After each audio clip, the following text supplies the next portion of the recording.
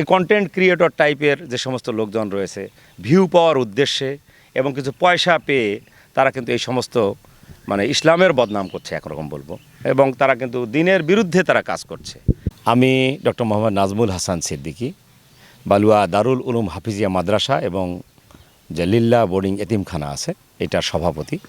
অনেক দিন থেকে সভাপতির দায়িত্ব পালন করতেছি, এবং আপনারা জানেন যে এখানে একটা খুবই স্ট্রং খুবই শক্তিশালী কিন্তু এখানে ম্যানেজিং কমিটি রয়েছে। আমি তার সভাপতি, সাধারণ সম্পাদক এবং প্রায় 100 জনের মতো আমরা এখানে মেম্বার রয়েছি। খুব অ্যাক্টিভলি আমরা কাজ করছি যাতে আল্লাহ পাকের মহান আল্লাহ তাআলার যাতে আমরা রহমত সবার উপর বর্ষিত হয়।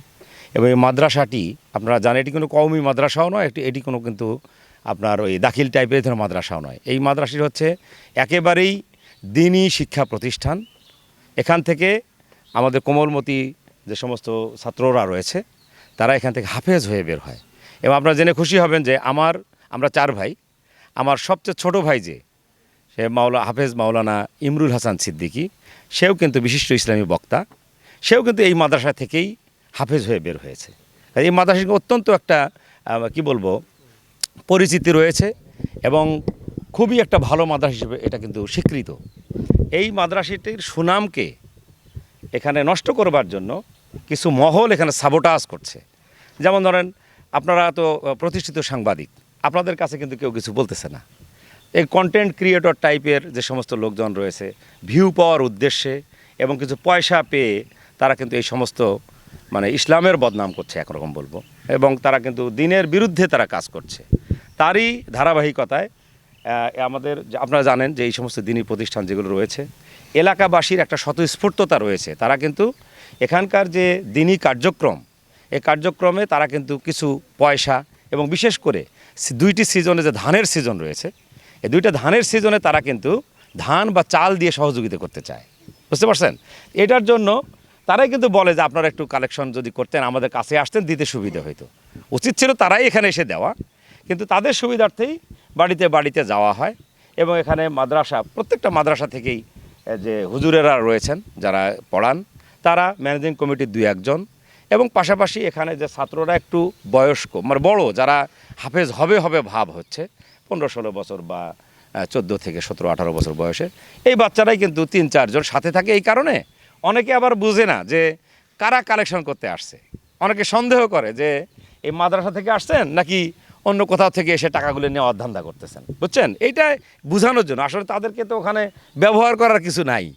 যদি কেউ না দিতে চায় তার জোর করে নেওয়া যাবে? তারা স্বতঃস্ফূর্ত সে দেয়। এইভাবেই কিন্তু আমাদের হাফিজিয়া মাদ্রাসা থেকে কালেকশন করতে যখন গেছে এজরাপাড়া নামক গ্রামে, ওখানে গিয়ে হঠাৎ করে কিছু সংখ্যক লোকজন 2-3 জন বা 4-5 জন মনে হবে, তারা তাদেরকে অ্যাটাক করার মতো এক ধরনের, যে আপনারা কেন আসছেন, শিশু শ্রম এখানে করা হচ্ছে, ভিক্ষাবৃত্তি শিখাচ্ছেন। আসলে বিষয়টা কিন্তু সেরকম নয়। আমরা কিন্তু অত্যন্ত সচেতন। আমাদের এই মাদ্রাসা থেকে যখন কালেকশন হয় আমাদের টাইম বেঁধে দেওয়া রয়েছে যে বাচ্চাদের যারা যাবে সাথে তাদের যেন রোদে না তারা ঝলসে যায় তাদের, এবং রোদে যাতে তারা বিশেষ করে ক্লান্ত না হয়ে পড়ে। এই জন্য সকাল 7টা থেকে 9:30টার মধ্যে কিন্তু কালেকশন আমাদের শেষ হবে।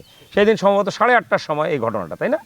এবং আমাকে হঠাৎ করে একটা ফোন করছে, আমি ফজরের নামাজ পড়ে একটু রেস্ট নিচ্ছিলাম, তখন আমাকে ফোন করে বলছে, দেখছেন আপনার মাদ্রাসা থেকে এই ধরনের ভিক্ষাবৃত্তি করা হচ্ছে। তখন আমি বললাম, না, এই ধরনের তো কোনো কার্যক্রম আমাদের করার কথা না। এই করার কথা না যেটুকু বললো না, এই বলাটাকেই তারা কিন্তু একটা ফলাও করতে চাচ্ছে। তারা তো কোনো প্রশ্ন করে যে হুজুরের সাথে কথা বলেন, তখন আমি বলবো কারা কারা গেছেন না গেছেন, তো বলবো না কথাটা কি। এই কথাগুলোকে তারা কিন্তু কোনোভাবে ভেরিফাই করার সুযোগ না দিয়ে হুজুরদেরকে অকথ্য ভাষায় নানান ধরনের কথাবার্তা বলে, এবং সমস্ত মাদ্রাসাদের যাতে কেউ কালেকশন করতে না পারে, বুঝছেন। এবং তারা বলে কি যে লোক দিয়ে কালেকশন করান, তাদেরকে আলাদা পারিশ্রমিক দেন। আপনি বলেন তো, মাদ্রাসা কালেকশন যদি কোনো লোক দিয়ে দেওয়া হয়, ওই টাকা কারোর পকেটে ঢুকলে আর টাকা বের হয়? আমাদের অভিজ্ঞতা অত্যন্ত খারাপ। আমরা যেটি চাই সেটি হচ্ছে, যেটা হয়ে আসছে, যেটি হলো যে এখানে মাদ্রাসা থেকে কিছু কমিটির সদস্য, তারপরে শিক্ষকবৃন্দ, সাথে 2-1 জন একটু যারা হাফেজ হওয়ার পর্যায়ে যাওয়ার 2-1 জন সাথে থেকে যাতে বোঝানো যে না, এইটা মাদ্রাসা থেকেই কালেকশন হচ্ছে, এটা সব জায়গায় হয়ে আসছে, এইটার যেন কোনো ব্যত্যয় না হয়। এবং যারা এই ধরনের কার্যক্রম ব্যাহত করতে চায় তাদেরকে আমরা মনে করি প্রতিহত করা দরকার। আপনারা সাংবাদিক ভাইয়েরা রয়েছেন, আপনাদের একটা মহান দায়িত্ব রয়েছে, এবং আমরা জানি আপনারা কিন্তু সমাজের দর্পণ, আমরা বলি আয়না বলি আপনাদেরকে। আপনাদের কারণেই কিন্তু নানান জটিল অপরাধ এবং খারাপ খারাপ কাজগুলো কিন্তু সমাজ থেকে বিদায় নিয়েছে। আপনারা যদি সচেতন থাকেন এবং সকলের কাছে পৌঁছায় দেন এই মেসেজটুকু, এবং আপনারা যদি একটু ভালোভাবে সবাইকে মোটিভেট করেন, আমার মনে হয় যে এটা অত্যন্ত একটা ভালো মানে পরিবেশ তৈরি হবে। এবং আমরা বিশ্বাস করি যে দিনই যে প্রতিষ্ঠান রয়েছে এখানে নির্দ্বিধায় সকলকে এখানে আমাদের যা আছে তাই নিয়ে কিন্তু এখানে সহযোগিতা করার দরকার। আর বিশেষ করে এই যে বাচ্চারা সবগুলো হাফেজ হবে, এখানে কিন্তু কোনো কওমি মাদ্রাসা না। আমাদের কিন্তু এটাও একটা কথা বারবার বলা হচ্ছে যে কওমি মাদ্রাসা, নো, এটি একমাত্র হাফেজ তৈরির উদ্দেশ্য আমাদের। আর আরেকটা আপনারা জেনে খুশি হবেন, এখানে কিন্তু বাংলা ইংরেজিও কিন্তু পড়ানো হয় আমাদের ছাত্রদেরকে। তার কারণ 3-3.5 বছরের মধ্যে যখন হাফেজ হয়ে যাবে, এই বাচ্চাগুলো তো নর্মাল স্কুলেও ভর্তি হতে পারে। সেই সময় তারা যাতে পিছায়ে না পড়ে, এই বাচ্চাগুলো যাতে ক্লাস 5 বা 6 ভর্তি হতে পারে, আবার একেবারে ক্লাস 2 থেকে যাতে শুরু করতে না হয়, তখন বয়স হয়ে যায় না। এই ধরনের আমাদের কিন্তু অনেক কার্যক্রম রয়েছে।